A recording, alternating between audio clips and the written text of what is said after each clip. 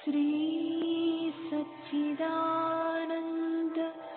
सद्गुरु साईनाथ महाराज की जय।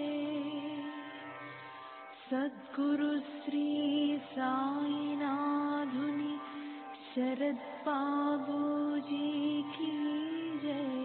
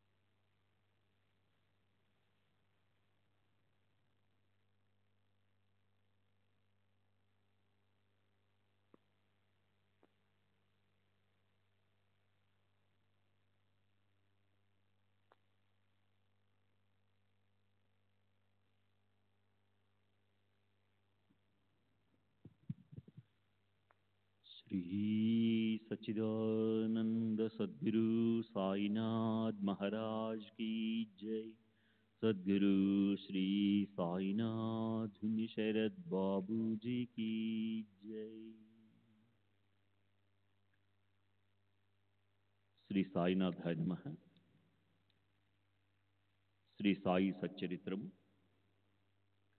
5వ అధ్యాయం నిన్నటి తరువాయి.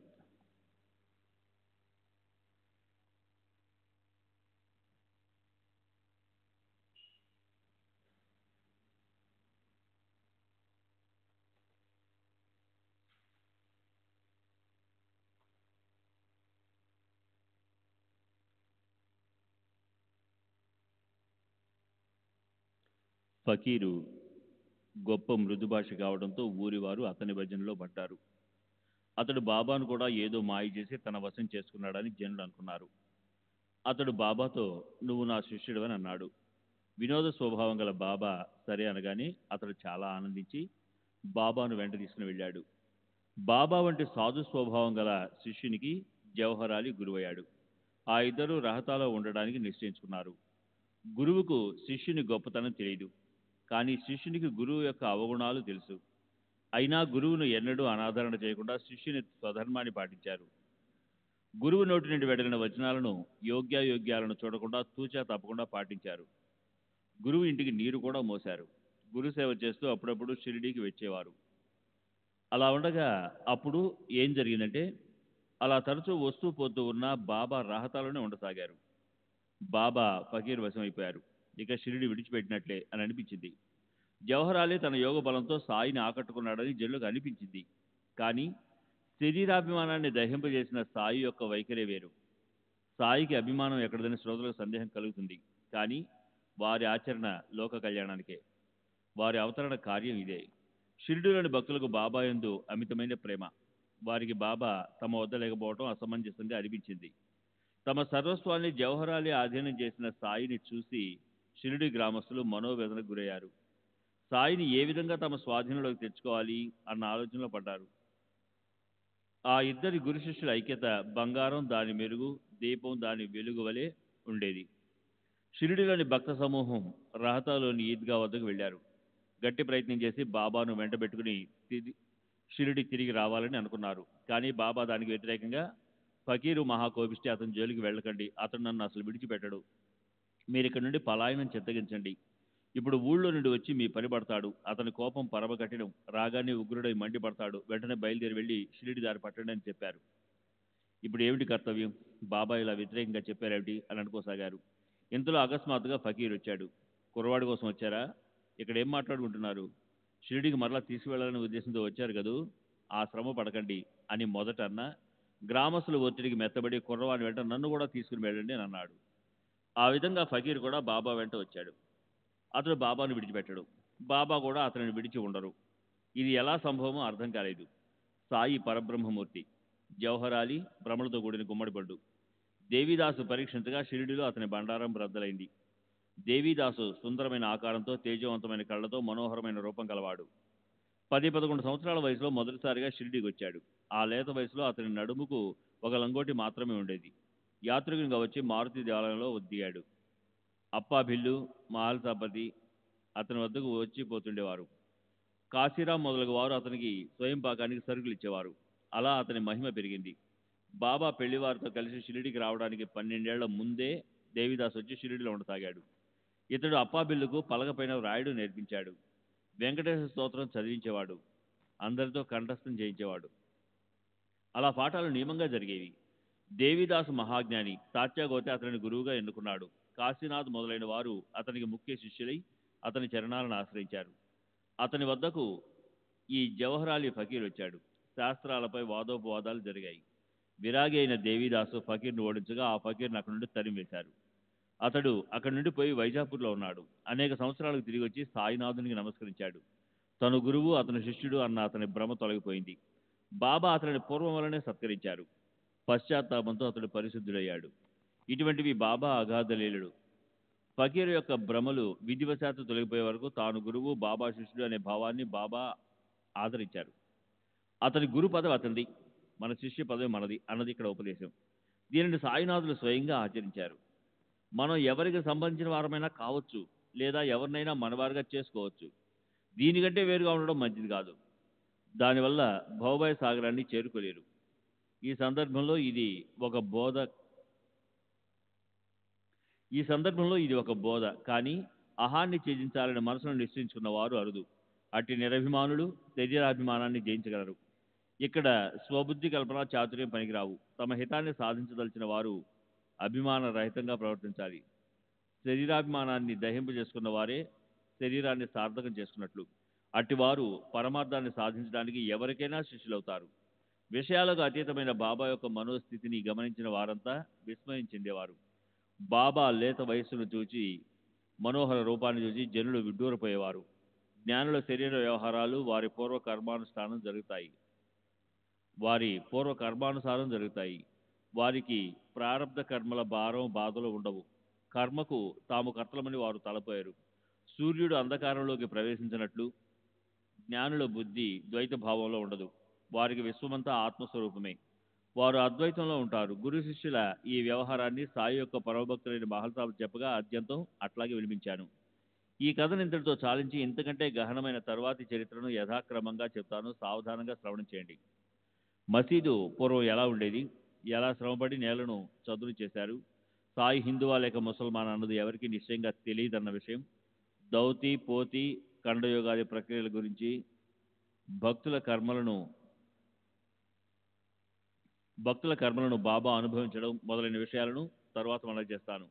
హేమాడు సాయికి శరణొచ్చి వారి చరణ ప్రసాదమైన ఈ కథా నిరూపణాన్ని శ్రవణం చేస్తే దురిత నివారణము పుణ్యపావరమని చెప్తున్నాడు. స్వస్తి శ్రీ సంత సజ్జన ప్రేరితము భక్త హేమాడు పంత విరచితమైన శ్రీ సాయి సమర్థ సచ్చరితలో శ్రీ సాయి పునః ప్రకటనలు 5వ అధ్యాయం సంపూర్ణం. శ్రీ సద్గురు సాయినాథార్పణమస్తు. శుభం భవతు. శ్రీ సచ్చిదానంద సద్గురు సాయినాథ్ మహారాజ్ की जय. सद्गुरु श्री साईनाथ शरद बाबू जी की जय.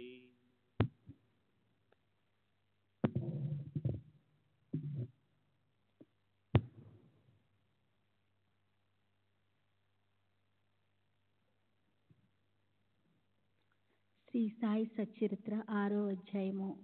శ్రీ గణేశాయ నమః. శ్రీ సరస్వతాయ నమః. శ్రీ గురుభ్యో నమః. శ్రీ కులదేవతాయ నమః. శ్రీ సీతారామచంద్రోభ్యాయ నమః. శ్రీ సద్గురు సాయినాథాయ నమః. ప్రాపంచిక వ్యవహారాల్లోనైనా పారమార్థంలోనైనా సద్గురువే మనల్ని నడిపించే నావికుడు అయినప్పుడు వారే మనల్ని తీసుకుని వెళ్ళి ఆవలి ఒడ్డును దించుతారు. సద్గురు అన్న పదం మనసులో మెదలగానే మొదట సాయియే గుర్తుకు వస్తారు. ప్రత్యక్షంగా వారు మన ఎదుట నిలిచి తమ అభయహస్తాన్ని మన శిరస్సును ఉంచుతారు. దునిలోని విభూతితో ఉన్న వారి వరదహస్తము మన మస్తకాన్ని తాకగానే హృదయంలో ఆనందం ఉప్పొంగుతుంది. ప్రేమ కళ్ళ నుండి ప్రవహిస్తుంది. గురువు యొక్క కరస్పర్శలోని విశిష్టత ఆశ్చర్యకరము. ఆ స్పర్శ ప్రళయాగ్నిలో కూడా దహింపబడిని సూక్ష్మ శరీరాన్ని దహింపచేసి భస్మీపోతం చేస్తుంది. దేవుని కథ విశేషాలను వింటే శిరోవేదన కలిగి అసంబద్ధంగా వాగే వారికి కూడా అది స్థిరత్వాన్ని కలిగిస్తుంది. సాయి తమ కరకమలాన్ని శిరస్సుపై ఉంచితే అనేక జన్మల పరిపాక పాపాలు ప్రక్షాళనమై భక్తులు పావనులవుతారు. వారి సుందర రూపాన్ని చూస్తుంటే పరమానందంతో కంఠము గద్గతమవుతుంది. కళ్ళ నుండి ఆనంద బాష్పాలు ప్రవహిస్తాయి. హృదయంలో అష్టభావాలు ప్రకటమవుతాయి. సోహం భావం జాగృతమై ఆత్మానందం కలుగుతుంది. నేను నువ్వు అనే భేదభావం వెంటనే సమసిపోయి సమరసమైన అద్వైత భావం కలుగుతుంది. పురాణాలను పవిత్ర గ్రంథాలను చదువుతుంటే అడుగడుగునా సద్గురువే స్మరణకు వస్తారు. సాయిబాబా రామునిలా కృష్ణునిలా నటిస్తూ తమ చరిత్రను తామే వినిపిస్తారు. భాగవతం వినటానికి కూర్చుంటే సాయి నఖీసికాంతము కృష్ణునిలాగా భక్తుల హితం కోసం ఉద్ధవ గీతను గానం చేస్తున్నట్లు అనిపిస్తుంది. ఊరికే మాట్లాడుతూ కూర్చుంటే కూడా తమ అనుభవాన్ని చెప్పాలని అకస్మాత్తుగా సాయినాథుని కథ గుర్తుకు వస్తుంది. చెప్పటానికి కాగితం తీసుకొని వ్రాద్దామనుకుంటే అక్షరానికి అక్షరం జోడించను వీలు కాదు. కానీ అదే సాయి తమ శక్తితో వ్రాయిస్తే రచనాధార ఆగకుండా సాగుతుంది.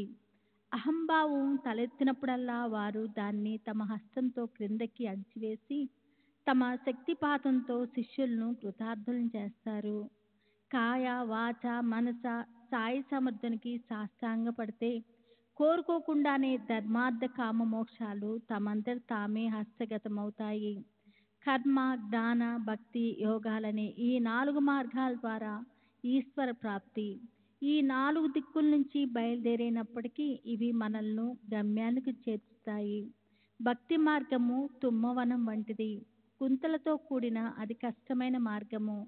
ఒక్కో అడుగు వేస్తే నడిచే ఇరుకు మార్గము అయినా అది హరి సమీపానికి తీసుకుని వెళుతుంది. ముళ్ళను తొలగించుకొని అడుగు వేయాలి. ఇదొక్కటే సులభోపాయము. అప్పుడే నిర్భయంగా మన ధామాన్ని చేరుకుంటామని గురుమాత స్పష్టంగా చెప్పారు.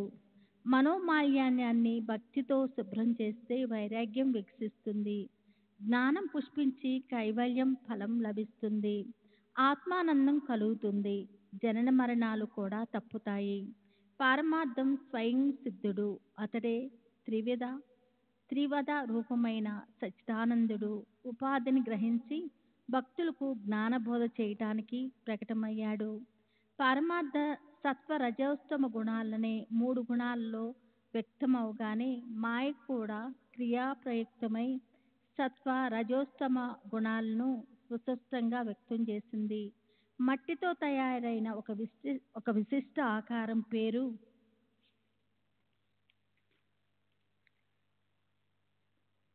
కుండ. అది బద్దలవుతే నామరూప వికారాలు పోతాయి. ఈ అఖిల జగత్తు మాయ నుండి వచ్చింది. జగత్తు మాయా కార్యకారణ భావం కలిగి ఉంటాయి. వాస్తవానికి మాయే సాకారమై ప్రత్యక్షంగా జగత్తు రూపంలో ఉద్భవించింది. ఈ జగత్తుకు మునుపు మాయ బయటికి వ్యక్తం కాని స్థితిలో పరమార్థంలో లీనమై అవ్యక్తంగా ఉండేది.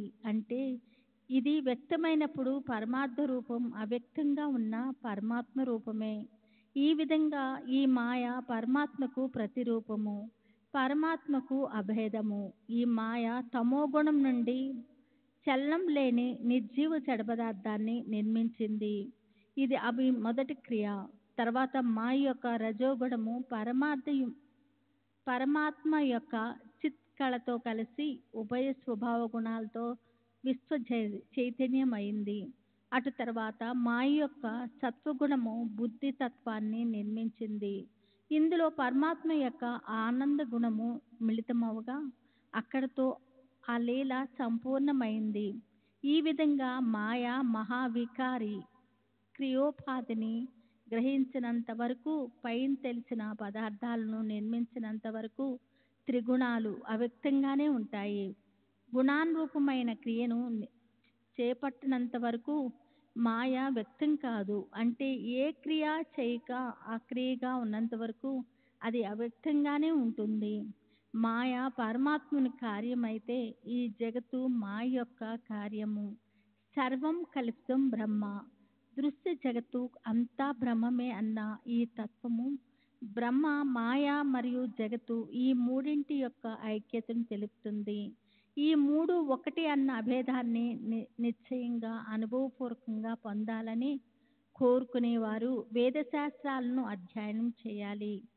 సారా విచారణ శక్తి వేదశాస్త్రాలు, శృతులు, స్మృతులు, గురువచనాలు, వేదాంత వాక్యాల అనుభవము పరమానంద ప్రాప్తిని కలిగిస్తాయి. నా భక్తుల గృహాల్లో అన్న వస్త్రాలకు లోటు ఉండదని సాయి అభయం ఇచ్చిన విషయము భక్తులకు అవగతమే. నన్ను అనన్యంగా పూజించే వారి యొక్క మరియు నిత్యము పవిత్ర మనసులతో నన్ను సేవించే వారి యోగక్షేమాలు వహించడం నా వ్రతం. ఈ భగవద్గీత వచనాన్ని ప్రమాణంగా తీసుకోండి.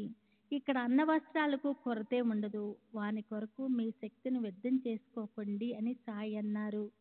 శ్రీ సచ్చిదానంద సద్గురు సాయినాథ్ మహారాజ్ కి సద్గురు సాయినాథుని శరత్ బాపూజీకి జై. లౌకికమైన గౌరవ మర్యాదలను వదిలిపెట్టి దేవుని ద్వారం వద్ద తలను వంచండి. దేవుని ఎదుటే కొంగు చాచండి. దేవుని అనుగ్రహాన్ని పొందండి. లోకులు గౌరవించనంత మాత్రాన తనను తాను మర్చిపోవాలా? ఆరాధ్యమూర్తి యొక్క అంతఃకరణం కరుణతో కరిగిపోయి చెమటలు పట్టాలి. ఈ ధ్యేయం మీదే ప్రీతి కలహాలి. సర్వేంద్రియాలకు భక్తి పిచ్చి పట్టాలి. ఇంద్రియ వికారాలు భక్తి వైపు మొగ్గాలి. ఇక ఇతర కోరికలు ఏముంటాయి? ఇతర విషయాలపై ప్రీతి లేకుండా ఎల్లప్పుడూ భజన జరహాలి. మనసు అన్నింటినీ మరిచిపోయేలా నామస్మరణ యందు లగ్నమవ్వాలి. అప్పుడు శరీరం, గృహం, ధనం ఇవి గుర్తుండవు. చిత్తం పరమానందంలో నిమగ్నమైపోతుంది. మనసు నిశ్చయంగా సమదర్శి అయి పరిపూర్ణమైన ప్రశాంతతను పొందుతుంది. సత్సంగం చేసిన ఫలితంగా చిత్తవృత్తి శాంతించాలి. అనేక విషయాలపై చంచలంగా భ్రమించే మనసుకు తల్లీనత ఎక్కడిది? శ్రోతలు ఈ సాయి చరిత్రను శ్రవణం చేస్తే మనసు భక్తి వైపు మళ్ళుతుంది. అందువల్ల సావధానుడై శ్రద్ధ భక్తిభావంతో ఈ కథను వినండి.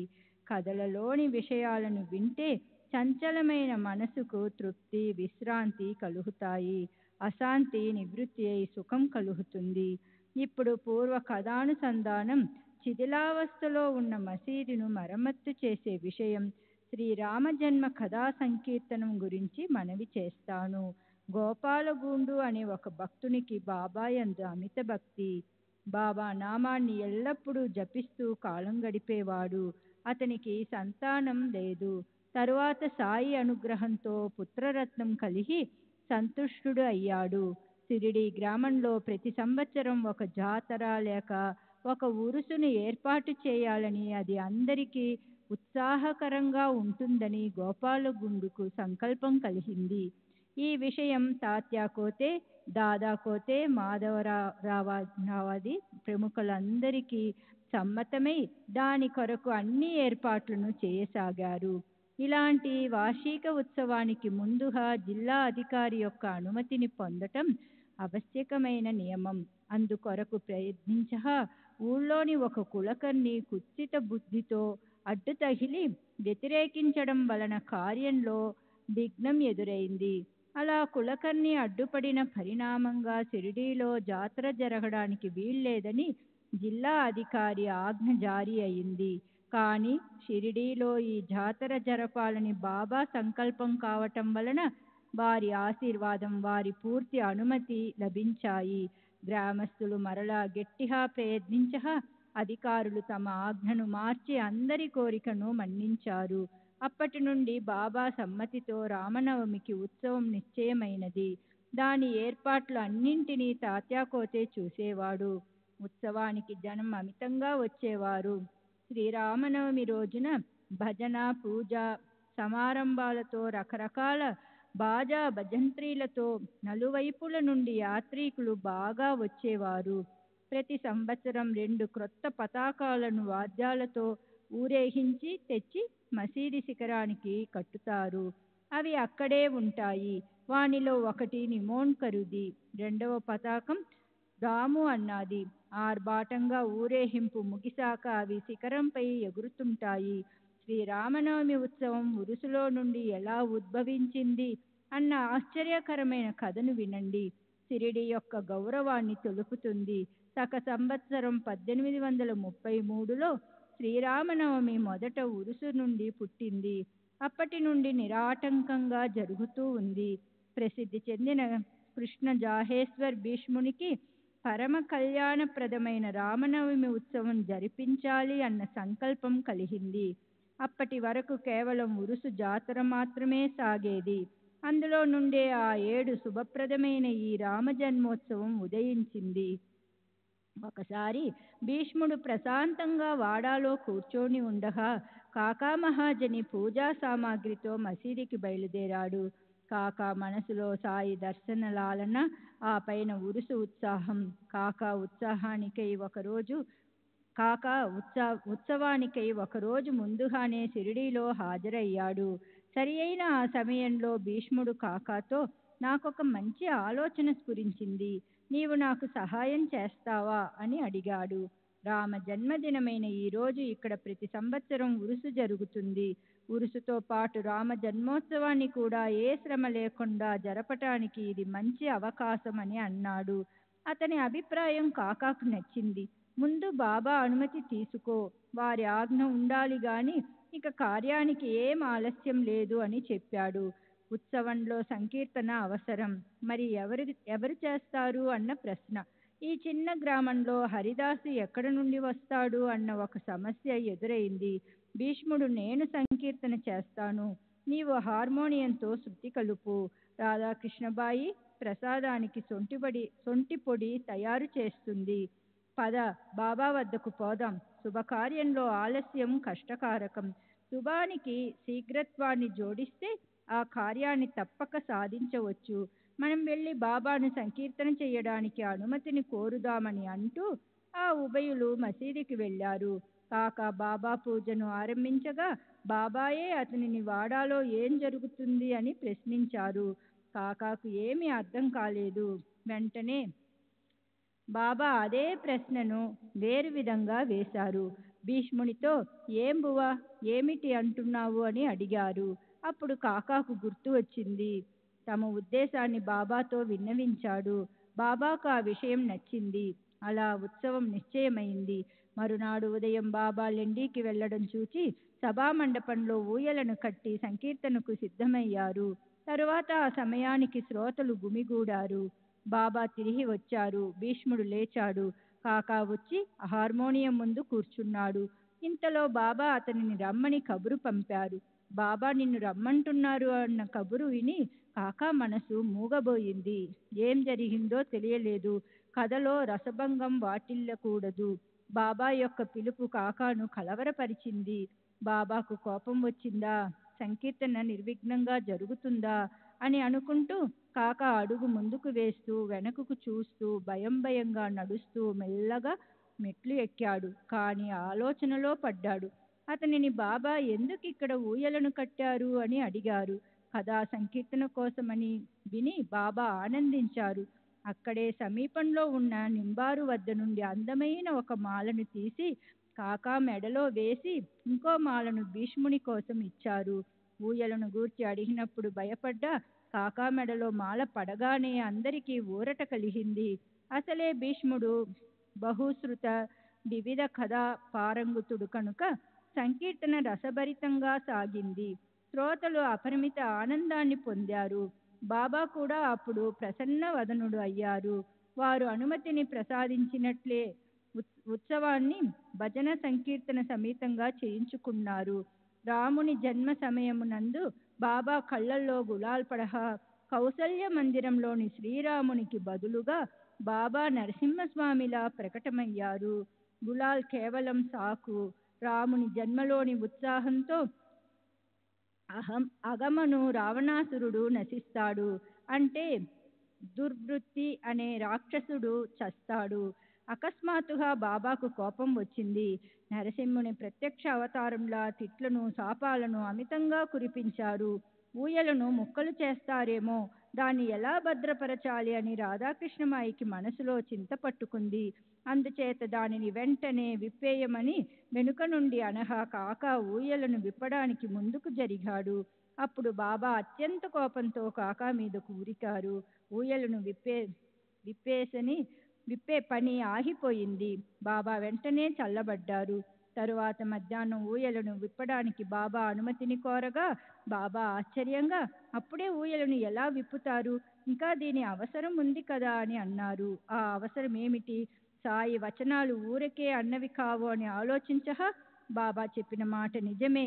ఉత్సవం ఇంకా సమాప్తి కాలేదని వారి బుద్ధికి స్ఫురించింది. ఉత్సవం జరిగిన మరునాడు గోపాలకాల జరిగితేనే కానీ ఉత్సవం సంపూర్ణం కాదు. అందువల్ల రెండవ రోజు గోపాలకాల కీర్తన జరిగాక ఊయలను విప్పడానికి బాబా ఆజ్ఞ ఇచ్చారు. తరువాతి సంవత్సరం భీష్ముడు లేడు. సంకీర్తనకు బాలబువ సతార్కర్ను రప్పించవలనని తలచారు. కానీ అతనికి కవట్యాకు వెళ్ళవలసి ఉండినది. అందువలన కాకా మహాజని అర్వాచీన తుకారామని ప్రసిద్ధి చెందిన బాలబువ అనే భక్తుని తీసుకుని వచ్చి అతనితో ఉత్సవాన్ని చేయించారు. ఆ బాలబువ కూడా దొరకని పక్షంలో కీర్తనకు కాకాయే నడుం కట్టాల్సి వచ్చేది. అతనికి దాసహను రచించిన రామనవమి కథ బాగా తెలుసు. 3వ సంవత్సరం బాలబువ సాతార్కర్ సమయానికి షిరిడి రావడం ఎలా జరిగిందో శ్రద్ధగా వినండి. శ్రీ సచిదానంద సద్గురు సాయినాథ్ మహారాజ్ కీ జై. సద్గురు శ్రీ సాయినాథుని శరత్ బాబూజీ కీ జై. सच्चिदानंद सद्गुरु साईनाथ महाराज की जय. सद्गुरु श्री साईनाथुनि శరత్ బాబూజీ की जय. సాయిబాబా కీర్తిని విని వారిని దర్శించుకోవాలన్న కోరిక బాలబువ మనసులో కలిగింది. కానీ తనకు ఎవరు తోడు దొరుకుతారా అని అతని ఆలోచన. బాలబువ స్వయంగా హరిదాసు సతారాలో ఉండేవాడు. కానీ అప్పుడు ముంబైలోని పరేల్ అన్న చోట ఉన్నాడు. సతారా జిల్లాలో బిర్హాడ్ సిద్ధ కవిత్యాలో ఒక దేవస్థానం ఉంది. అక్కడ రామనవమికి ప్రతి ఏడు బువ సంకీర్తన చేసేవాడు. ఆషాఢ ఏకాదశి, చైత్రమాసంలో శ్రీరామనవమి, ఈ 2 వార్షికోత్సవాలు జరపడానికి బువ నియమింపబడ్డాడు. అక్కడి రాజశాసనం ప్రకారం ప్రభుత్వం ఆ దేవుని ఖర్చుకు 124 రూపాయలను ఆ సంస్థానానికి ఇవ్వవలసిన ఏర్పాటు ఉండేది. ఈ 2 ఉత్సవాలకు బాలబువ్వాకు 30 రూపాయల సంభావన ఇచ్చేవారు. కానీ ఆ సంవత్సరం కవచ్యాలో మహమ్మారి వచ్చి గ్రామస్తులు కష్టాల్లో పడ్డారు. అందువలన ఊరు ఖాళీ అయిపోయింది. రామనవమి ఉత్సవం ఆగిపోయింది. దాంతో ఉత్సవానికి ఆ మరు సంవత్సరం రమ్మని బువ్వాకు ఉత్తరం వచ్చింది. సారాంశం, రాముని సేవా భాగ్యం తప్పిపోయింది. సంభావన కూడా ఆగిపోయింది. అలా అతనికి షిరిడీ వెళ్ళటానికి అవకాశం లభించింది. వెంటనే వెళ్ళి దీక్షితును కలుసుకున్నాడు. బాబా యొక్క పరమభక్తుడైన దీక్షిత్ తలుచుకుంటే షిరిడీ వెళ్ళాలన్న అతని కోరికను తీర్చగలడు. స్వార్థం పరమార్థం సాధించుకోవచ్చు అని తలచి అతడు దీక్షిత్తో ఈ 7 వార్షికోత్సవం ఆగిపోయింది. అందువల్ల బాబా దర్శనం చేసుకొని అక్కడ సంకీర్తన కూడా చేయాలని ఉంది అని చెప్పాడు. షిరిడీ నుండి వచ్చిన మహాజని బాబు సాహెబ్ దీక్షిత్ అతనితో, మీకు సంభావన ఇవ్వటం ఇవ్వకపోవడం బాబా ఇష్టం, దాని గురించి మేము నిశ్చయంగా చెప్పలేం, కానీ మీరు కీర్తన చేయటం సమ్మతమే అని చెప్పారు. ఇలా సంభాషణ జరుగుతుండగా అక్కడికి కాకా మహాజని అకస్మాత్తుగా వచ్చి శుభశకునంలా షిరిడీ ప్రసాదాన్ని విభూతిని పంచాడు. అప్పుడే షిరిడీ నుంచి వచ్చిన కాకా మహాజని క్షేమ సమాచారాలను తెలుసుకొని తన ఇంటికి వెళ్ళిపోయాడు.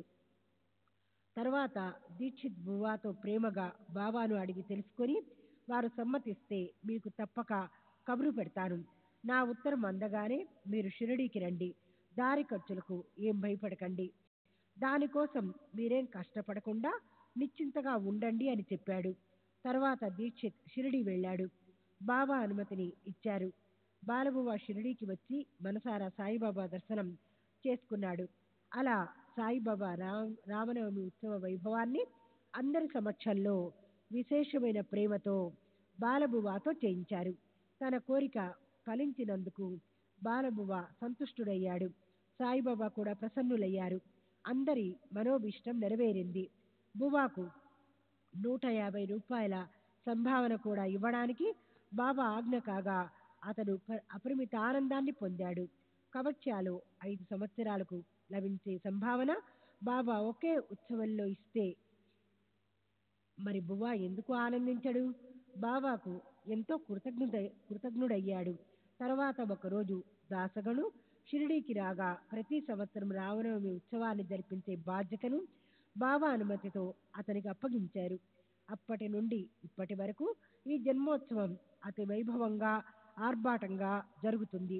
పీకల వరకు తినేలా అన్న సంతర్పణ, పేద పిల్లలకు మహదానందం. సమాధి మందిరం యొక్క మహాద్వారం వద్ద మంగళ వాద్యాలతో మేళ తాళాలతో ఆనందంగా సాయినామ ఘోష అంబరాన్ని తాకుతూ ఉంటుంది. గోపాల్ గుండు ఉత్సవం జరపాలని సంకల్పం కలిగినట్లే శిథిలమైన మసీదును అందంగా రూపొందించాలని స్ఫురించింది. మసీదును తాను బాగుపరచాలని నిర్ధారించుకొని దానికై రాళ్లను సిద్ధపరిచాడు. కానీ ఈ జీర్ణోద్ధరణ యోగం అతని భాగ్యంలో లేదు కాబోలు. ఈ విశిష్టమైన కార్యం బాబా మనసుకు నచ్చినట్లుగా సిద్ధించింది. ఈ కార్యాన్ని నానా చందోర్కర్తో చేయించాలని, ఆ తర్వాత మసీదులని కాకా దీక్షిత్ ద్వారా మరమ్మత్తు చేయించాలని బాబా మనసులో ఉండి ఉంటుంది. అది అట్లాగే జరిగింది. బాబా ఆజ్ఞను అడిగి అడిగి అందరూ అలసిపోయి మహర్షాపతిని మధ్యస్థం చేసుకోగా అప్పుడు బాబా తమ అనుమతిని ఇచ్చారు. మసీదు నేలను ఒక రాత్రిలోనే బాగు చేశారు. ఆ మర్నాడే బాబా గద్దెపై కూర్చున్నారు. క్రీస్తు శకం 1911 సంవత్సరంలో సభా మండపం తయారైంది. దానికోసం ప్రచండ ప్రయత్నం చేసి ఎంతో ప్రయాసపడ్డారు. అది అందరికీ వణుకు పుట్టించింది. ఇదే విధంగా భక్తులు శ్రమపడి ఆ పనిని ఒకే రాత్రిలో పూర్తి చేశారు. రాత్రి ప్రయాసతో స్తంభాలను పాతటం, వారిని బాబా ఉదయం ఊడబెరకటం, భక్తులు అదును చూసుకొని మరలా గట్టిగా పాతటం, ఈ విధంగా ఎంతో శ్రమపడ్డారు. అంతా నడుం బిగించి రాత్రిని పగలుగా మార్చి తమ కోరికను తీర్చుకోవడానికి చాలా కష్టాలను సహించారు. మొదట మసీదులో ఖాళీ స్థలం కొద్దిగానే ఉండేది. దీనిని యోగ్యమైన సభా మండపంలా తయారు చేయాలన్న సంకల్పం దీక్షిత్కు కలిగింది. దానికి కావలసినంత డబ్బు ఖర్చు చేసి ఇనుప దూలాలను తెప్పించి బాబా శయనించటానికి చావడికి వెళ్ళినప్పుడు ఈ కార్యాన్ని సాధించాడు. భక్తులు రాత్రిని పగలుగా చేసి కష్టపడి దూలాలను పాతటం, బాబా చావడి నుండి రాగానే వారిని ఊడదీయటం. ఒకసారి బాబా అత్యంత కోపంతో ఒక చేత్తో తాత్యా మెడను పట్టుకొని రెండవ చేత్తో ఒక స్తంభాన్ని కదిపి ఊడ పెరకాలని చూశారు. స్తంభాన్ని బాగా కదిలించి వదులు చేశారు. తాత్యా తలపైన పాగా లాగేసి పుల్ల గీసి దానికి నిప్పంటించి కోపంగా గుంతలో పడేశారు. ఆ సమయంలో వారి కళ్ళు అగ్ని గోళాల వలె కనిపించేసరికి అందరి ధైర్యం సడలిపోయింది. వారి ముఖం వైపు ఎవరు చూడగలరు? వెంటనే బాబా తమ కఫనీ జేబులో చెయ్యి వేసి ₹1 బయటకు తీసి అది సుముహూర్తం అన్నట్లుగా అక్కడ దానిని కూడా నిశ్చిత్తం చేశారు. తిట్లను శాపాలను వర్షంలా కురిపించారు. తాత్యా కూడా మనసులో చాలా కలవరపడ్డాడు. ఆ వికట పరిస్థితి ఎలా జరిగిందా అని. జనులు భక్తులు ఆశ్చర్యపోయారు. ఈరోజు ఎందుకు ఈ దుశ్శకునాలు?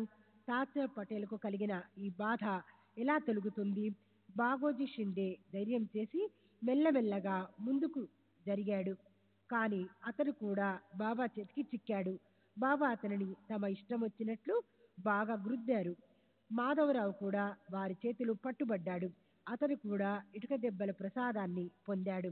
మధ్యస్థంగా వెళ్లిన వారిని కూడా బాబా దెబ్బలతో అనుగ్రహించారు. బాబా ఎదుటపడి తాత్యాను ఎవరు విడిపించగలరు అని అనుకుంటుండగా బాబా కోపం సన్నగిల్లి శాంతించారు. వెంటనే అంగడి వారిని పిలిపించి జరీ అంచు తలపాగాను తెప్పించారు. దానిని తామే స్వయంగా తాత్యాను సన్మానించారా అన్నట్లు అతని తలకు కట్టారు. ఆ కోపానికి కారణమేమిటి? తాత్యాపై విరుచుకుపడడం, అరవటం ఎందుకు అని భక్తులు ఆశ్చర్యపోయారు. బాబాకు ఎందుకు కోపం వచ్చింది? క్షణంలోనే ప్రసన్న చిత్తులయ్యారు. దీనికి కారణం ఎవరికి ఏమీ తెలియదు. బాబా ఒకప్పుడు శాంత చిత్తులై ఉంటారు. కథలను కబుర్లను ప్రేమగా చెప్తారు. మరు నిమిషం ఏ కారణం లేకుండానే అకస్మాత్తుగా కోపోద్దితులవుతారు. ఇట్టి బాబా విషయాలు ఒకటి చెప్తుంటే మరొకటి గుర్తుకు వస్తాయి. ఏది చెప్పాలి, ఏది మానాలి? పక్షపాతం తగదు గదా. శ్రీ సచ్చిదానంద సద్గురు సాయినాథ్ మహారాజ్ కీ జై. సద్గురు శ్రీ సాయినాథుని శరత్ బాబూజీ కీ జై. సచ్చిదానంద సద్గురు సాయినాథ్ మహారాజ్ కీ జై. సద్గురు శ్రీ సాయినాథుని శరత్ బాబూజీ కీ జై. నా అయిష్టాలు చూడడం తగదు. ఈ కథలను శ్రవణం చేయాలన్న శ్రోతల కోరికను తీర్చే కథలు సందర్భానుసారంగా ఉంటాయి. తర్వాతి అధ్యాయంలో వృద్ధుల నోటి నుండి విన్న వారి గత చరిత్రల శ్రవణం వినండి. సాయిబాబా హిందువా లేక ముస్లిమా అన్న విషయాన్ని నాకు తోచిన విధంగా తెలియజేస్తాను. బాబా దక్షిణ నెపంతో డబ్బు తీసుకొని దేవాలయ జీర్ణోద్ధరణకై ఖర్చు చేయడము, దౌతి పోతి కండయోగంతో తమ శరీరాన్ని ఎలా కష్టపెట్టేవారు, పరుల కోసం ఎలా శ్రమ పడతారు, భక్తుల కష్టాలను ఎలా నివారిస్తారు అన్న వివరాలు తర్వాతి అధ్యాయంలో స్పష్టమవుతాయి. వీనిని విని శ్రోతలు సంతుష్టులవ్వండి. స్వస్తి. శ్రీ సంతజన ప్రేరితము భక్త హేమాడ్ పట్ల విరచితము అయిన శ్రీ సాయి సమర్థ సచ్చరిత్రలో రామ జన్మోత్సవ కథ వివరణ అన్న 6వ అధ్యాయం సంపూర్ణము. శ్రీ సద్గురు సాయినాథార్పణమస్తు. శుభం భవతు. శ్రీ సాయి సచ్చరిత్ర 7వ అధ్యాయము. శ్రీ గణేశాయ నమః. శ్రీ సరస్వత్యై నమః. శ్రీ గురుభ్యో నమః. శ్రీ కులదేవతాయ నమః. శ్రీ సీతారామచంద్రాభ్యాయ నమః. శ్రీ సద్గురు సాయినాథాయ నమః. ఇప్పుడు పూర్వ కథను గుర్తుకు తెచ్చుకుందాం. దేవాలయాలను బాగుపరచడంలో బాబాకు ఎంత ప్రీతి. బాబా పరోపకారార్థం ఎలా శ్రమపడేవారు, తమ భక్తులను ఎలా చూసుకునేవారు, భక్తుల కష్టాలను సహించడానికి తమ శరీరాన్ని ఎలా శ్రమ పెట్టేవారు, సమాధి, కండయోగం, దౌతి పోతి మొదలగు ప్రయోగాలను చేసేవారు. చేతులు కాళ్ళు శిరస్సును వేరుగా చేసి మరలా వాణ్ణి పూర్వంలా కలిపేవారు. బాబాను హిందువు అనుకుంటే యవనుడు అనుకుంటే సులక్షణమైన హిందువులే కనిపించేవారు. విలక్షణమైన అవతారం వారిది. ఏ పండితుడు వారిని వర్ణించగలడు? వారు హిందువా లేక మహమ్మదీయ జాతికి చెందినవారా అని అణుమాత్రమైన అంతు చిక్కలేదు. వారెప్పుడూ రెండు జాతుల వారిని సమానంగా చూసేవారు. హిందువుల రామనవమి పండుగను స్వయంగా జరిపించేవారు. సభామండపంలో మధ్య ఉయ్యాలను కట్టించి కథా సంకీర్తనలు చేయించేవారు. తమ సమక్షంలో ఊయల ఉండగా రామ కీర్తనలు చేయించేవారు. అదే రాత్రి మహమ్మదీయులకు కూడా చందనోత్సవం ఊరేగింపుకు అనుమతినిచ్చేవారు. చాలామంది మహమ్మదీయులు చందన ఊరేగింపు ఉత్సవాన్ని వైభవంగా జరుపుకునేవారు. బాబా ఉభయ ఉత్సవాలను సంతోషంగా సమానంగా జరిపించేవారు. రామనవమి రోజున కుస్తీ పోటీలను పెట్టింపచేసి ఉత్సాహంగా కంకణాలను, తలపాగాలను, గుర్రాలను బహుమతిగా ప్రదానం చేసేవారు. గోకులాష్టమి పండగ వస్తే గోపాల కాల జరిపించేవారు. అట్లే ముసల్మాన్ల పండగ వస్తే నమాజు చదవటానికి అడ్డు పెట్టేవారు కాదు. ఒకసారి మొహరం పండగ రాగా ముసల్మాన్లు కొందరు మసీదుకు వచ్చి ఒక తాబూతును చేయించి ఊళ్ళో ఊరేగించాలన్నారు. అట్లే బాబా ఆజ్ఞానుసారం తాబూతును తయారు చేసి 4 రోజులు ఉంచి 5వ రోజున దానిని కిందకు దించేశారు. అయినా బాబా మనసుకు సంతోషం లేదు, దుఃఖమూ లేదు. బాబా ముసల్మాను అనుకుంటే వారి చెవులు కుట్టి ఉండేవి. హిందువు అని అనుకున్నామా అంటే వారి సింటి ప్రమాణం.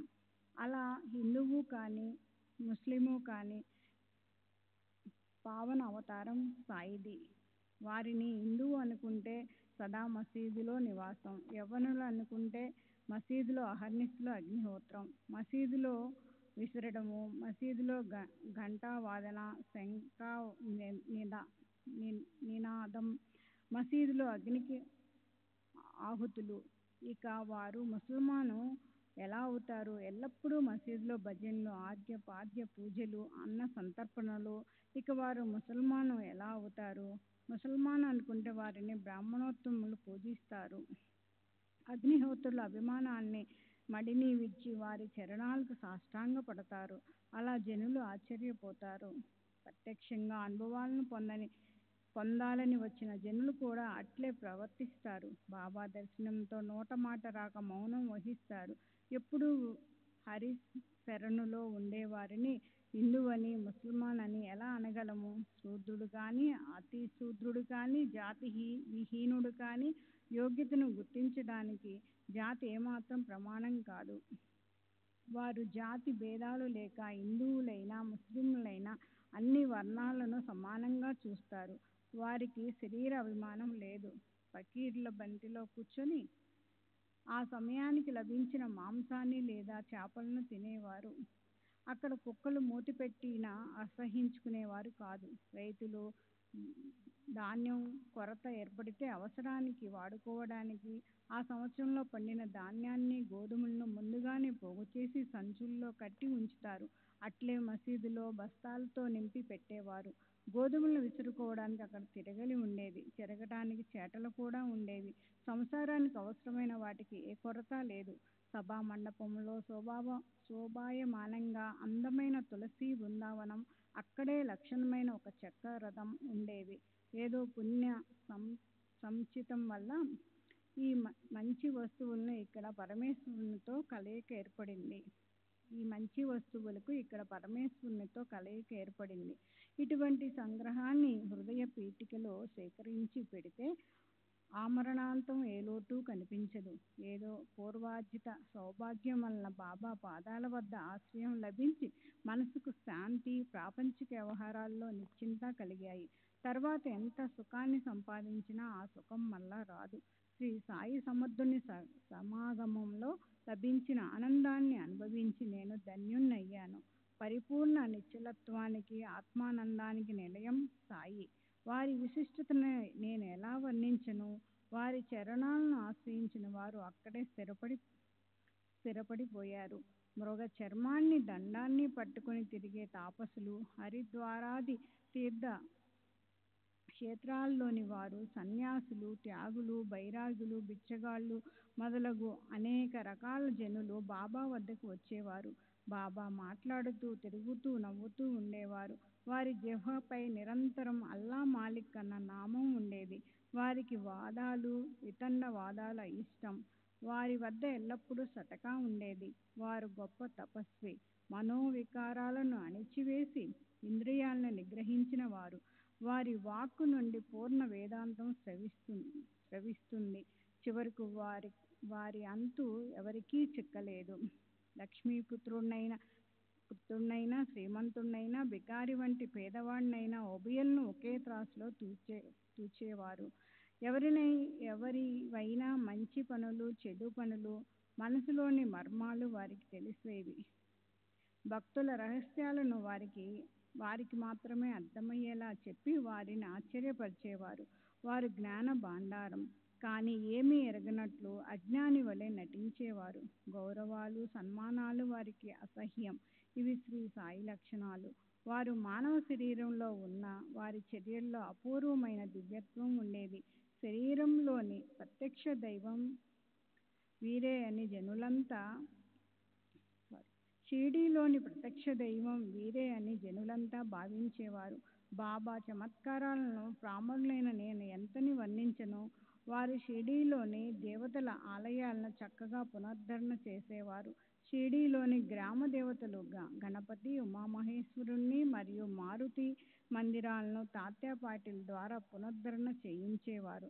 భక్తుల వద్ద నుండి దక్షిణ నెపంతో పుచ్చుకున్న డబ్బును కొంత ధర్మ కార్యాలకు వినియోగించి మిగతా డబ్బును తిరిగి భక్తులకు ఇచ్చేసేవారు. ప్రతిరోజు ఒకరికి 30, ఒకరికి 10, 15 లేక 50 తమకు తోచినట్లుగా సంతోషంగా పంచేవారు. అలా ధర్మంగా వచ్చిన డబ్బును పుచ్చుకున్న వారు దానిని సద్వినియోగం చేయాలని అనుకునేవారు. బాబా మనసులో కూడా అభిప్రాయం ఉండేది. సాయిబాబా దర్శనంతో అనేకులు ఆరోగ్యవంతులయ్యారు. అనేక మంది దుష్టులు శిష్టులయ్యారు. ఎంతో మంది కుష్ఠవ్యాధి నయమయ్యింది. అనేకులు తమ అభిష్టాలను పొందారు. వారి చరణాలను ఆశ్రయించినంత మాత్రాన అంజనం కానీ, ఆకురసం కానీ వేయకుండానే అనేక మంది అంధులకు కళ్ళచూపు వచ్చింది. అనేక మంది కుంటివాళ్ళ కాళ్ళు బాగయ్యాయి. అమోఘమైన వారి మహిమ యొక్క అంతు ఎవరికీ దొరకదు. యాత్రికులు నలువైపుల నుండి అసంఖ్యాకంగా వారి వద్దకు రాసాగారు. శ్రీ సచ్చిదానంద సద్గురు సాయినాథ్ మహారాజ్ కీ జై. సద్గురు శ్రీ సాయినాథుని శరత్ బాబూజీ కీ జై. బాబా ధుని సమీపంలో మలమూత్ర విసర్జించేవారు. ఒకప్పుడు స్నానం చేసేవారు, మరొకప్పుడు చేసేవారు కాదు. ఎప్పుడు ధ్యాన నిమగ్నలై ఉండేవారు. మొదట్లో బాబా తలకు తెల్లటి పాగా కట్టుకుని, నడుముకు స్వచ్ఛమైన లుంగే కట్టుకుని, శరీరం పైన జుబ్బా కానీ, చొక్కా కానీ తొడుక్కునేవారు. మొదట్లో బాబా ఊరి వారికి వైద్యం చేసేవారు. మరలా పరీక్షించి మందులను ఇచ్చేవారు. వారి హస్తవాచి మంచిదన్న కీర్తితో వైద్యుడిగా ప్రసిద్ధి చెందారు. ఒకసారి ఒక భక్తునికి కళ్ళు బాగా వాచి 2 కనుగుడ్లు ఎర్రని గోడాల వలె అయ్యాయి. షిరిడీలో వైద్యులు ఎవరు దొరకలేదు. అమాయకుడైన ఆ భక్తుడు పాపం బాబాకు కళ్ళను చూపించాడు. బాబా వెంటనే జీడిగింజలను చితక కొట్టి ముద్దలా చేశారు. కొందరు సురమాను పెడతారు, కొందరు ఆవుపాలతో కట్టు కడతారు, కొందరు చల్లని కర్పూరపు బిళ్ళ కానీ లేక అంజనం కానీ వేస్తారు. కానీ బాబా పద్ధతి వేరు. ఒక ముద్దను తమ చేతిలోకి తీసుకుని ఒక్కో కంట్లో బాగా నింపి బట్టతో కట్టారు. ఉదయం కళ్ళకు కట్టిన పట్టీని విప్పి కళ్ళపై నీరు ధారగా పోశారు. కళ్ళ వాపంతా తగ్గిపోయి కళ్ళు శుభ్రమయ్యాయి. సుకుమారమైన నాజూకు కళ్ళలో జీడిగింజలను వేస్తే కళ్ళు మండలేదు సరికదా, కళ్ళ జబ్బు పారిపోయింది. ఇలా అనేక అనుభవాలు. బాబాకు దౌతి, పోతి వంటి యోగ ప్రక్రియలు తెలుసు. ఎవరికీ తెలియకుండా ఒక ఏకాంత స్థలానికి వెళ్ళి స్నానం చేసేటప్పుడు పేగులను బయటకు తీసి కడిగి శుభ్రం చేసి ఎండబెట్టేవారు. మసీదు నుండి బావి ఎంత దూరాన ఉందో అంత దూరంలోనే ముందుకు వెళ్తే అక్కడ మర్రి చెట్టు, దాని అవతల ఒక బావి ఉండేవి. 2 రోజులకోసారి బాబా అక్కడికి వెళ్ళేవారు. మిట్ట మధ్యాహ్నం మండుటెండలో అక్కడ ఎవరూ లేకుండా చూసి తాము స్వయంగా నీరు చేదుకుని మొహం కడుక్కునేవారు. ఇలా ఒకసారి బాబా స్నానానికి కూర్చుని పేగులు తీసి వారిని త్వరగా కడగసాగారు. మేకను కోసినప్పుడు పేగులను బయటికి తీసి శుభ్రం చేసి చుట్టపెట్టే చుట్టపెట్టేలా బాబా వారి ప్రేగులను బయటికి తీసి లోపల బయట స్వచ్ఛంగా శుభ్రంగా చేసి జామ చెట్టుపై పరచి ఎండబెట్టేవారు. జనులు అది చూసి ఆశ్చర్యపోయేవారు. బాబా యొక్క ఈ అద్భుత లీలను తమ కళ్ళతో చూసిన వారిలో కొందరు ఇప్పటికీ షిరిడీలో ఉన్నారు. వారు బాబాను అపూర్వమైన వ్యక్తి అనేవారు. ఒక్కోసారి ఖండయోగ ప్రక్రియలో బాబా తమ యొక్క కాళ్ళు చేతులను వేరు చేయగా వారి అవయవాలు మసీదులో అక్కడక్కడ పడి ఉండేవి. ఇలా వారి శరీరం భయంకరంగా ఖండాలుగా పడి ఉన్నప్పుడు ఆ వింతను చూడాలని ప్రజలు పరుగెడి వెళ్తే బాబా వారికి యథాప్రకారం పూర్తిగా కనిపించేవారు. ఒకసారి బాబా అవయవాలను ముక్కలుగా చూసిన వ్యక్తి బాబాను ఏ దుర్మార్గుడో అత్యాచారం చేసి హతమార్చాడని చాలా గాబరా పడ్డాడు. మసీదులో బాబా అవయవాలు వేరువేరుగా విడివిడిగా నలుదిక్కులా పడి ఉన్నాయి. అర్ధరాత్రి సమయం వారి వద్ద ఎవరూ లేరే అని తనలో బాధపడ్డాడు. ఈ విషయాన్ని ఎవరితోనైనా చెప్తే తనకే ముప్పు అని తలచి వెళ్ళి బయట కూర్చున్నాడు. ఇది సాయి యొక్క యోగక్రియ అని అతను అసలు ఎరుగడు. చిన్నాభిన్నంగా పడి ఉన్న బాబా శరీరాన్ని చూసి అతని హృదయం దద్దడలాడింది. ఎవరికైనా ఆ విషయాన్ని తెలియచేయాలని అతనికి చాలా అనిపించింది. కానీ మొదట ఈ కబురు తెలిపినందుకు తనే అపరాధి అని నిశ్చయమవుతుంది అని అనేక రకాలుగా ఊహించి ఎవరికీ చెప్పలేదు. తెల్లవారుజామున మరలా వెళ్ళి చూసి విస్మితుడయ్యాడు. తను ముందు చూసినంతా అదృశ్యమైపోయింది. బాబా క్షేమంగా తమ స్థానంలో కూర్చుని ఉన్నారు. ఇది కల కాదు కదా అని ఆ వ్యక్తి విస్తుపోయాడు. ఈ ధౌతి పోతి యోగ ప్రక్రియలను బాబా బాల్యం నుండి ఆచరించేవారు. వారి యోగస్థితి ఎవరికి అర్థం కాని అగమ్య గోచరం. బాబా ఎవరిదైనా దమ్మిడి అయినా తాకేవారు కాదు. వారి సుగుణాల కారణంగా ప్రఖ్యాతిని పొందారు. పేదలకు దుర్భరులకు ఆరోగ్యాన్నిచ్చి ఆ ప్రాంతంలో వైద్యులన్న కీర్తిని పొందారు. వారు కేవలం పరుల కొరకు వైద్యులు. తమ విషయంలో అత్యంత వైరాగ్యంగా ఉండేవారు. పరోపకారానికి సహించరాని బాధలను సహించేవారు. ఈ విషయంలో శ్రోతలకు నేను ఒక విలక్షణమైన కథను మనవి చేస్తాను. దాంతో బాబా యొక్క సర్వవ్యాపకత్వం వారి దయాద్రత విదితమవుతాయి. కీర్తం 1910వ సంవత్సరంలో దీపావళి ముందు ఘన త్రయోదశి రోజు బాబా మామూలుగా దుని వద్ద కూర్చుని దునిలో కట్టెలను కాల్చుతున్నారు. దుని బాగా ప్రజ్వరిల్లి ఉండగా బాబా తమ చేతిని నిప్పులో దూర్చి నిశ్చింతగా కూర్చుంటే వారి చేయి కాలింది. వారి సేవకుడైన మాధవ ఆ దృశ్యాన్ని చూశాడు. మాధవ్ దేశపాండే కూడా వారి వద్ద ఉన్నాడు. వెంటనే బాబా వెనుకకు పరిగెత్తాడు. వారి నడుము పట్టుకుని వెనుకకు లాగి, దేవా ఎందుకిలా చేశాడని అడిగాడు. బాబా తేరుకుని ఒక పసిపాప తల్లి చంకలో నుండి హఠాత్తుగా జారి కమ్మరివాని కొనులో పడింది. ఒక కమ్మరివాని భార్య తన భర్త పిలుపుని బిడ్డను ఒడిలో వేసుకుని కొలిమితెత్తి ఊదసాగింది. ఆ కొలిమిని ఊదుతూ పరధ్యానంలో తన ఒడిలో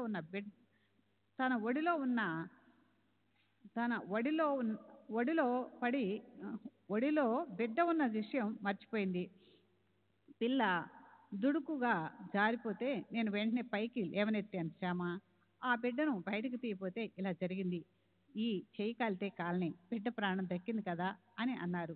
ఇక చేతి బాధను ఉపశమింపచేయటానికి ఏమిటి మార్గం అని ఆలోచించిన మాధవరావు నానాసాహెబ్ చందోర్కర్కు ఉత్తరం రాయాలని నిశ్చయించుకుని సవిస్తరంగా ఉత్తరం రాశాడు. నానా వెంటనే పరమానంద్ అనే ప్రసిద్ధ డాక్టర్ను వెంట పెట్టుకుని షిరిడీ వచ్చాడు. కాలిన గాయాన్ని తగ్గించడానికి డాక్టర్ను అవసరమైన అనేక రకాల ఔషధాలను తీసుకుని నానా సాయి చరణాల వద్దకు వచ్చాడు. బాబాకు పాదాభివందనలు చేసి కుశల సమాచారాలను తెలుసుకుని తాను వచ్చిన పని తెలియచి బాబా యొక్క చేతిని చూపించమని ప్రార్థించాడు. చేయి కాలినప్పటి నుండి భాగోజీ షిండే చేతికి నెయ్యి రాసి ప్రతిరోజు ఆకులు వేసి గట్టిగా కట్టుకట్టేవాడు. ఆ కట్టు విప్పి పరమానందకు చూపించి ఔషధోపచారాలు చేస్తే బాగా నయమవుతుందన్న కోరికతో నానా బాబాను ఎంతో ప్రార్థించాడు. కట్టు విప్పి చూడాలని పరమానంద్ కూడా ప్రయత్నం చేశాడు. కానీ బాబా ఇవాళ రేపు అంటూ నా వైద్యుడు అల్లా అని చెప్తూ తమ చేతిని అసలు చూడనివ్వలేదు. వారికి ఏ బాధ లేదు. పరమానంద్ తెచ్చిన మందులకు షిరిడి గాలి కూడా సోకలేదు. కానీ అతనికి సాయి సందర్శన భాగ్యం లభించింది. రోజు భాగోజీయే సేవ చేసేవాడు.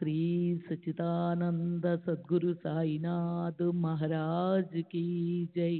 सद्गुरु श्री साईनाथुनि शरद बाबू जी की जय।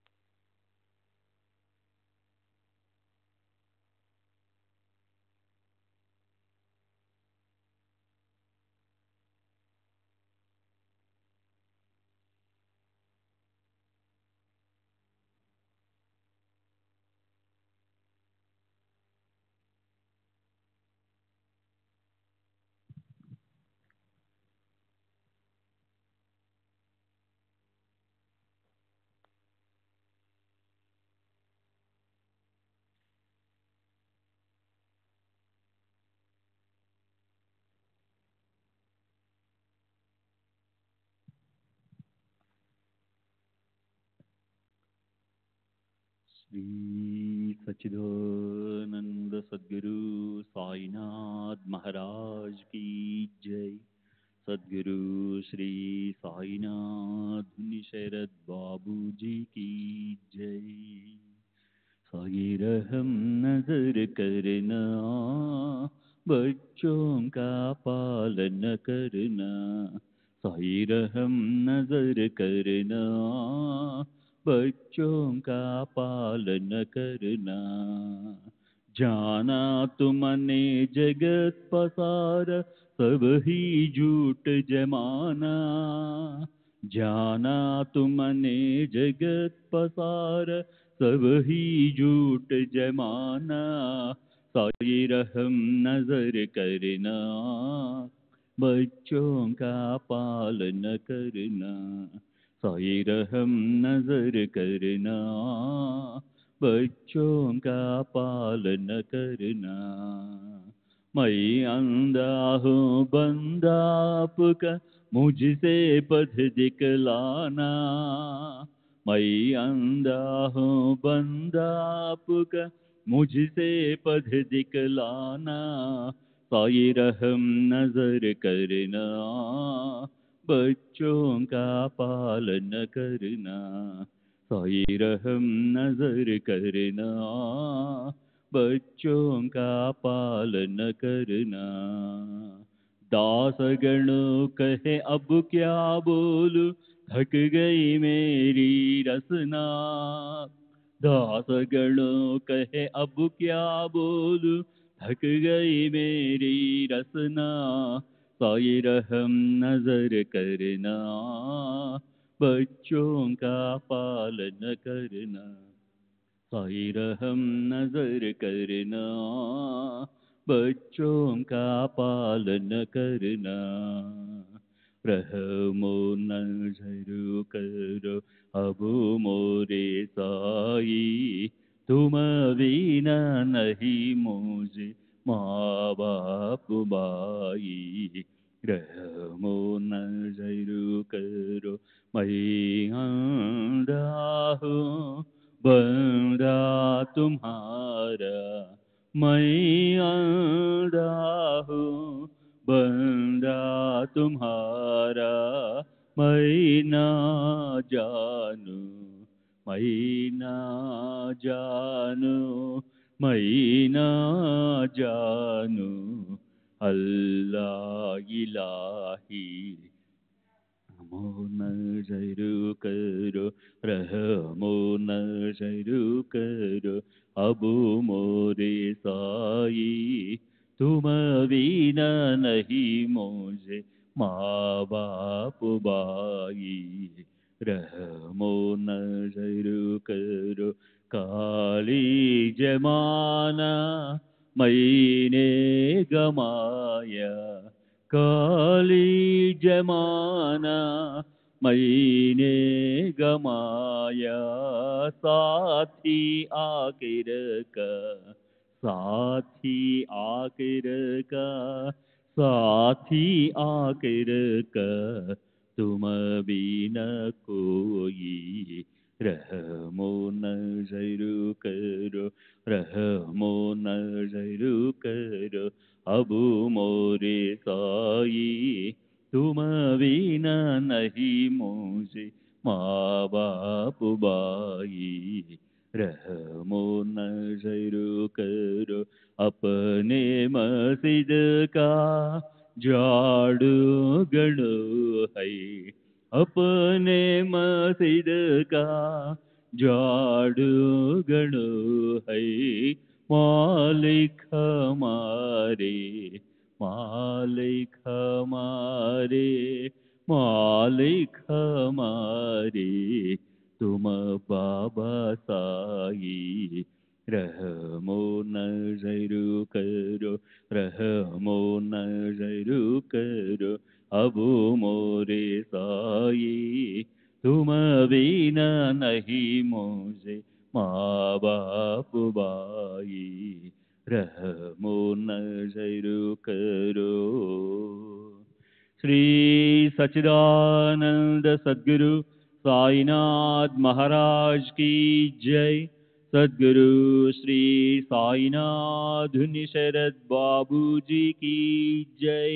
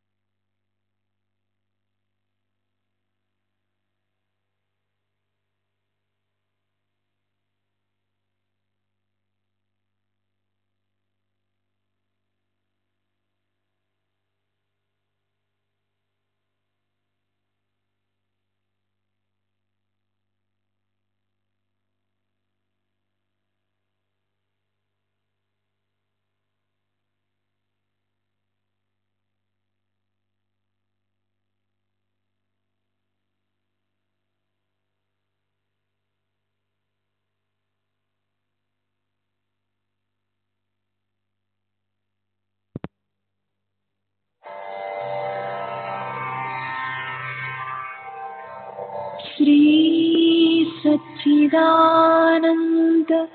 सद्गुरु साईनाथ महाराज की जय।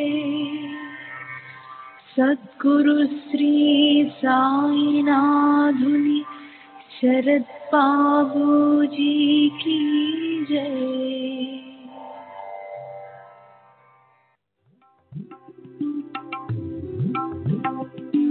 साई बाबा साई बाबा साई बाबा साई बाबा।